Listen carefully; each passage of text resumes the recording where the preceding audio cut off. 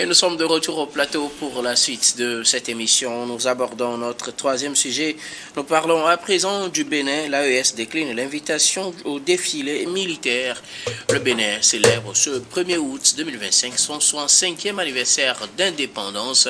Occasion pour le pays de célébrer ou commémorer le travail des ancêtres pour aboutir à l'indépendance. Plusieurs activités ont marqué la commémoration de ce 65e anniversaire, parmi lesquels des défilés militaires.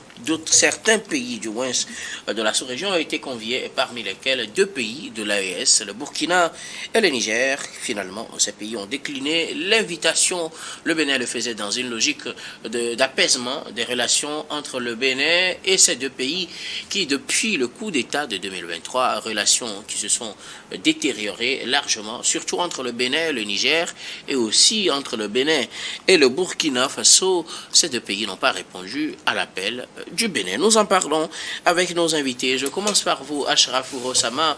Les autorités béninoises voulaient, à travers un défilé que feraient les forces de défense et de sécurité de ces 2 pays, relancer de bonnes relations entre le Niger et le Burkina, entre le Niger et le Bénin, entre le Burkina et le Bénin. Mais finalement, cela n'aura pas lieu. Oui, cela n'aura pas lieu. Et je crois que ceux qui ont décliné l'invitation ont leur raison qu'on va évoquer tout à l'heure. Je crois que le Bénin a eu le mérite de convier ces 2 pays-là à ce défilé militaire, parce que c'est un moment quand même de réjouissance populaire, et c'est un moment également de renforcer la coopération qui existe entre ces 2 pays, quand on sait très bien que ces pays-là partagent les mêmes frontières. Donc, on sait très bien que depuis 2023, effectivement, avec les coups d'État qui se sont intervenus dans les 2 pays, les relations diplomatiques se sont compliqué et extrêmement difficile de décrire ces relations-là qui régissent. Disons que les relations sont conflictuelles. Le président Tchiani, tout comme le président Traoré, ont fait des sorties incriminant le Bénin d'abriter des bases militaires françaises, un certain nombre de choses. On voit très bien qu'ils se basent sur ces accusations-là pour incliner l'invitation qui leur a été transmise. Donc, je crois que c'est une posture pour moi qui ne me convient absolument pas, parce que cela veut dire que nous sommes très très loin de la sortie de la crise, parce que lorsqu'on fait l'apologie disons de la coopération inter-État, il faut renforcer l'espace d'intégration, c'est-à-dire que l'avenir de l'Afrique passe par le renforcement de l'intégration régionale. On voit très bien que c'est un rêve qui est très très loin de devenir réalité, parce que si les pays continuent de se comporter comme ça, je ne sais pas si le Niger et le Burkina Faso ont des preuves matérielles de ce qu'il avance depuis fort longtemps, mais tout porte à croire que le Bénin a toujours nié ces accusations-là, et que le président Patrice Talon est dans une approche vraiment volontariste pour essayer de sortir de ces relations conflictuelles-là qui régissent de manière regrettable ces pays-là aujourd'hui. Donc je crois que moi j'invite le Bénin à continuer à œuvrer dans ce sens-là, parce que les relations conflictuelles que le Bénin pourrait éventuellement avoir avec le Niger et le Burkina Faso sont totalement contre-productives, parce que c'est l'économie qui risque de prendre coup, et que nos concitoyens également risquent de subir des préjudices économiques. Donc je crois que c'est extrêmement important de trouver une solution fiable. C'est vrai, les pays de l'AES ont une posture aujourd'hui presque irréconciliable avec les pays de la CEDEAO, mais tout porte à croire que ces 2 visions contradictoires, même si ces 2 visions-là sont totalement irréconciliables. La destinée de l'Afrique passe par la cohésion des États et non par des relations conflictuelles. Je crois que le Bénin a pris acte de cette réponse que le Bénin et plutôt du Burkina leur a adressé. Je crois que le président Patrice Talon fera quand même faire preuve preuve de hauteur pour ne pas rompre avec les relations avec ces deux pays, mais continuer à œuvrer dans ce sens. Et j'espère vivement que quand le président Talon partira, son successeur également continuera à œuvrer dans ce sens. Merci beaucoup. À vous, Ashraf Ourossama. Louis Kamako, le Niger et le Burkina ont décliné l'invitation à venir défiler à la célébration de l'indépendance du Bénin ce 1er août 2025. D'abord, ce qu'il faut dire, c'est de saluer le sens d'ouverture des autorités béninoises qui ont jugé bon, justement, d'inviter les pays de la Ouest à cette fête de la session à la souveraineté internationale pour justement continuer ou bien pour justement polir les bonnes relations qui unissent ces pays frontaliers. Mais sauf que là, le refus de ces pays-là, notamment du Burkina Faso et du Niger, à participer à cette fête, illustre que la tension ou bien la crise qui secoue entre ces pays-là est trop poussée pour qu'une simple invitation arrive justement à la régler. Et parce que, je le dis, parce que quand vous voyez même, ça dit que ça illustre qu'il y a un climat de confiance qui règne toujours entre ces pays frontaliers. De méfiance. Voilà, un climat de méfiance. Il y a un climat de méfiance qui règne toujours au sein, ou bien entre ces pays-là. Et parce que vous n'êtes pas à savoir, je crois que Ashraf l'a dit tout à l'heure, qu'à plusieurs reprises, le Bénin a été accusé par les pays de l'Ouest, notamment le Mali, le Burkina Faso, ou le Niger d'abriter des bases militaires sur leur sol qui constituent pour eux une menace en termes de sécurité. Et donc récemment, on a justement assisté à cette attaque djihadiste-là dans la Liborie, au nord-est du Bénin, qui a coûté la mort à plus de 54 soldats. Et donc les autorités béninoises ont ouvertement accusé le pays comme le Niger et le Burkina Faso d'un manque de coordination en termes sécuritaires. Donc je crois que c'est des choses en réalité que ces pays-là n'ont pas fini de digérer à mon avis.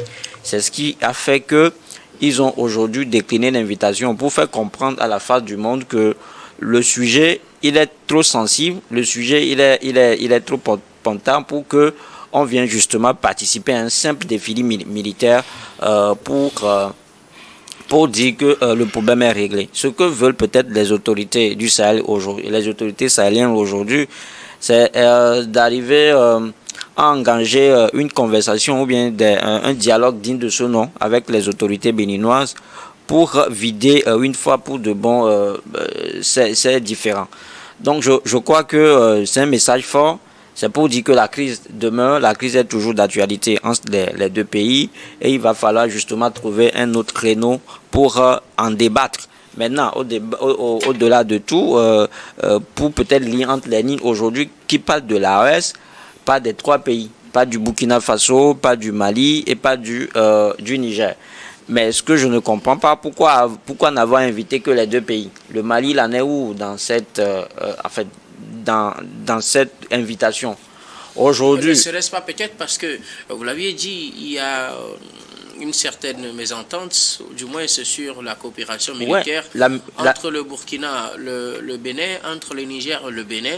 Et donc comme ces deux pays ont accusé le Bénin d'abriter des bases militaires étrangères dans le but de les déstabiliser, peut-être que le Bénin veut à travers cela les inviter à venir sur le sol béninois, constater de même que peut-être que ce n'est pas le cas, ou du moins se montrer qu'au-delà de ces accusations, les armées peuvent toujours collaborer. Non, je ne pense pas que le Bénin entretient aujourd'hui de très bonnes relations diplomatiques avec le Mali non plus. Et parce qu'on l'a dit, les trois pays aujourd'hui, le Mali, le Burkina Faso et le Niger, vont dans une dynamique unitaire. C'est-à-dire que qui touche à un seul chevet du Burkina Faso retrouve automatiquement sur son chemin un pays comme le Niger ou le Mali. Donc c'est une synergie d'action aujourd'hui. Donc les trois pays ont décidé justement de ne parler qu'une seule langue depuis fort longtemps.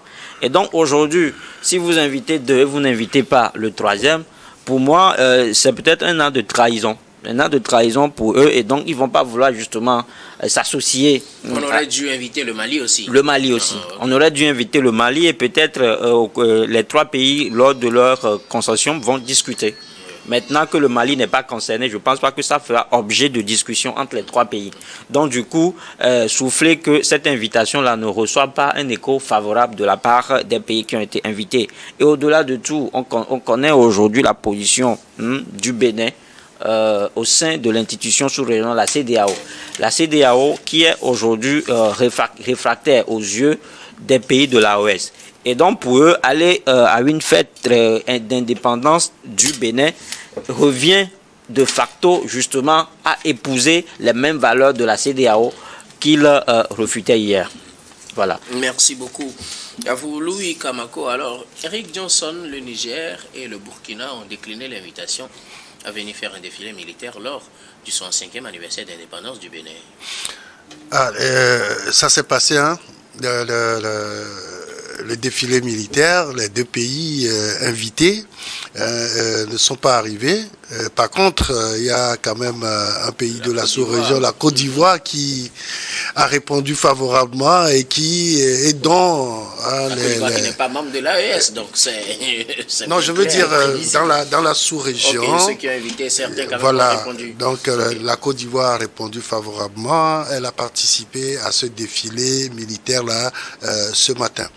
Et donc, je crois que en réalité, ce qui se passe, c'est que le Bénin est accusé d'abriter une base militaire française. Hein, et c'est bien spécifié, une base militaire française, ce que le Bénin a toujours refuté. Mais toutefois, ces pays de l'AES-là n'ont jamais apporté la preuve suffisante de l'implantation d'une base militaire au Bénin pour quand même s'attaquer à ces pays de l'AES. Et moi, depuis toujours, je me demandais, mais tel que nous sommes dans la sous-région, nos populations s'entremêlent tous les jours et donc on ne peut pas avoir une base militaire qui ne sera pas tout de suite dénoncée par les autres. Et donc je crois que logiquement le Bénin a voulu faire preuve d'une certaine ouverture en invitant ces 2 pays-là de l'AES, à savoir le Burkina et le Niger, à participer à un défilé militaire pour sa fête de l'indépendance. Ce qui se fait d'ailleurs un peu partout. Et pour preuve, je disais tantôt que la Côte d'Ivoire était également invitée. Et je veux dire, l'Afrique, les frontières que nous avons, ce sont des frontières imaginaires. Regardez ce qui se passe un peu à côté de chez nous. C'est des frontières réelles, Eric. Si vous allez à elles sont réelles, mais peut-être poreuses. Laissez-moi terminer ma démonstration. Je pense que oui, bon, je dis, ce ne sont pas des frontières naturelles, je voudrais dire, parce que tracées par les colons. C'est un acquis aujourd'hui. Oui, un acquis, mais qui ne nous profite pas. Un acquis dont nous souffrons tous les jours. Parce que, vous savez, nous avons au Bénin, quand vous traversez la frontière du Bénin pour aller au Niger, mais vous ne ressentez pas tout de suite que vous êtes sur un autre territoire.